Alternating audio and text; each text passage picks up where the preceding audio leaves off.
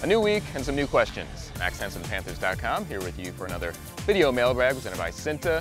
First question this week, how is the defense going to hold up against the Eagles when our defense hasn't looked like what we're used to seeing? Yeah, I'm not going to disagree with you there. Defense hasn't really looked like what we're used to seeing, and I think the oversimplified answer to that would just be they're not setting the tone the way that we know this defense has been capable of setting a tone in games. I think you do look, though, with that second half against Washington, giving up only 6 points. I think that's the kind of defense Eric Washington wants to have carry over into this game against the Eagles. We know this is a tall task. The Eagles' offense is starting to find its rhythm again. They're clicking, putting up some points, and looking like that dangerous unit that went all the way to winning the Super Bowl. So this is going to be a big challenge, but I think this defense, which is still kind of working some pieces in here. Remember, Thomas Davis just getting back into things. Eric Reed still getting into things, coming in as a free agent late to the game. You've got Dontari Poe, who's new in this environment. There are a lot of pieces that are still kind of trying to come together. We'll see if they can kind of take that big step forward in what's going to be a tough task against the Eagles. Next question, will Samuel get more than 3 snaps? Man, people were fired up about this week, and look, I understand it.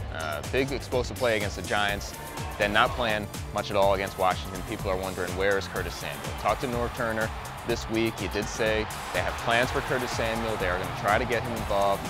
Again, you look at that second half against Washington, only 3 possessions for the offense. So they didn't have a ton of opportunities to get guys in there and rotated, but I get it, and I hear what everybody's saying. They want to see a guy with that skill set out in the field making plays. I think we'll see him get a few more opportunities to do that in this week's match.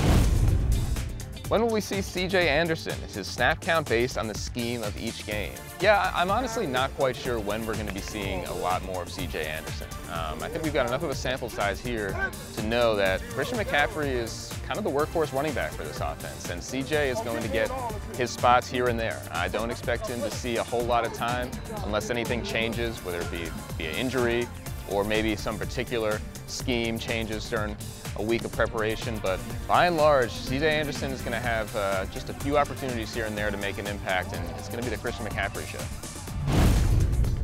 And our last question, with special teams playing a big role the past 2 games, do you think we are going to have a three-peat? I mean, yeah, that's how it works out sometimes. Sometimes it's the special teams who end up deciding games.